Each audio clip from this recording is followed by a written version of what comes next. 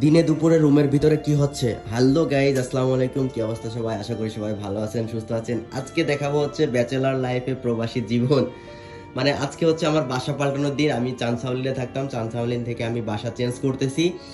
তো গাইজ, বাসা চেঞ্জ করার আগে যেটা করতে হবে, সব কাপড় আমি ওয়াশ করে নিয়েছি এবং কাপড়গুলো শুকিয়ে গেছে, দেখেন এখানে রেখে দিছি। এবং আলমারির ভিতরে ব্লেজার ট্রেজার যা যা আছে, শার্ট টি শার্ট যেগুলো আছে সেগুলো এখন গোছগাছ করতে হবে। আর এখানে বিছানার চাদরটা ওয়াশ করছি, এখানে কম্বলটা এইটা গুছাইতে হবে। মানে সব কিছু এখন গুছায় গোছগাছ করে ভাঁজ করে লাগেজের ভিতরে ঢুকাইতে হবে। তো এখানে আরেকটা লাগেজ আছে। তো এই সব কিছু করতে আসলে গোছগাছ করতে হবে। মাত্র ঘুম থেকে উঠলাম, আজকে অফিসেও যাব না, ঘুম থেকে উঠতেও লেট হয়ে গেছে। তাই ভাবলাম যে আপনাদের সঙ্গে একটু শেয়ার করি, সব কিছুই তো আপনাদের সঙ্গে শেয়ার করি, আমার লাইফস্টাইল, আমার ব্লগ। সো আজকে দেখাবো যে আসলে প্রবাস লাইফ অনেক কষ্টের, ব্যাচেলর লাইফ অনেক কষ্টের।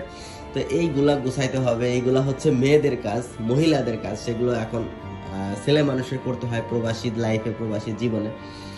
তো এইগুলো এখন ভাঁজ করে লাগেজে ঢুকাবো। সো লাগেজে ঢোকানোর পরে পরের দৃশ্যটা আপনাদের দেখাবো আর ভাঁজ করব আমি খুব অন টাইমের ভিতরে, খুব দ্রুত ভাঁজ করে ফেলবো আশা করি। ঠিক আছে, তো পুরো ব্লগটা জুড়ে সঙ্গে থাকবেন। ওকে গাইস, লাগেজ খুলতেই পুরানা কিছু স্মৃতি পেয়ে গেলাম। মানে এটা হচ্ছে আমার আইফোনের কাভারটা, আর এটা হচ্ছে একটা বেডশিট, বিছানার চাদর, আর এটা হচ্ছে একটা মগ। সো এগুলো এখন আপনাদের কাছে কেন দেখাবো সেটা হচ্ছে জাস্ট স্মৃতি, আর আপনাদের সঙ্গে একটু শেয়ার করি। এই চাদরটা হচ্ছে আপনাদের ভাবি গিফট করছে, তো বাংলাদেশ থেকে আসছে এই চাদরটা। তো আপনাদের ভাবি এই চাদরটা সে পছন্দ করে কিনে আমার জন্য পাঠাইছে, যে এই চাদরটা যখন বিছায় ঘুমাবা তখন আমার কথা মনে পড়বে। সো গাইজ, এখনো বিছানো হয়নি, তো নতুন বাসাতে যে এই চাদরটা বিছাবো। ঠিক আছে, তো এটা ছিল বিছানার চাদর। আর এই মগটাও একটা স্মৃতি আছে, এই মগটা নিয়েও কিছু কথা আছে। এই মগটা হচ্ছে আপনাদের ভাবি গিফট করছে আমাকে, মানে বিবাহবার্ষিকী উপলক্ষে, বিবাহবার্ষিকীতে মানে ম্যারেজ ডেতে আমাকে গিফট করছে। এটাও বাংলাদেশ থেকে কাস্টমাইজ করে বানিয়ে পাঠানো হয়েছে বাংলাদেশ থেকে। এই যে আপনার ভাবি আর আমার একসঙ্গে ছবি ছিল, সেটা দিয়ে সে আর কি এই মগটা অর্ডার করে বানিয়ে আমার জন্য পাঠাইছে মালয়েশিয়াতে। এটাও বাংলাদেশ থেকে আসছে। তো এই দুইটা জিনিসকে আমি যত্ন করে রেখে দিছি আমার লাগেজের ভিতরে। তাই লাগেজটা খোলা মাত্র এই জিনিসগুলো দেখতে পেলাম, তাই আপনাদের মাঝে একটু শেয়ার করলাম। আসলে নেভার মাইন্ড।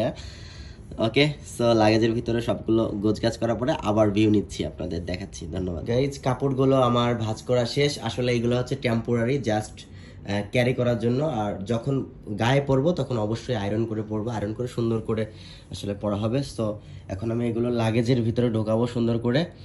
তো লাগেজটা প্যাক করার পরেই আপনাদের দেখাচ্ছি। গাইজ, লাগেজের ভিতরে কাপড়গুলো ঢোকানো শেষ মোটামুটি। আর এখানে ব্লেজার আছে, ব্লেজারটা হাতে করে নিতে হবে। আর এখানে কম্বল আছে। সো এগুলো টোটাল প্যাক করে এখনই বের হয়ে যাব নতুন বাসার উদ্দেশ্যে।